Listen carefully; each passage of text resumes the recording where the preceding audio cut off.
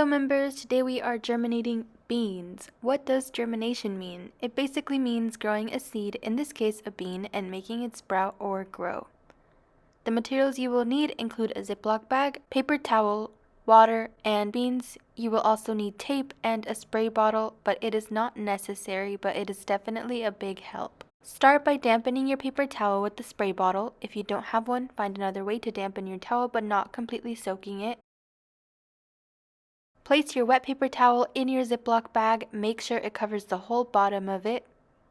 Place your bean or beans on top of your wet paper towel. Next, close your Ziploc bag well.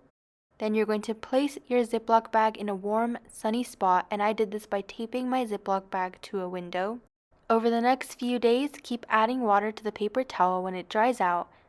Your plant should be growing in 3 to 5 days. For some extra experiments, you can go ahead and plant more than one bean if you didn't already do so.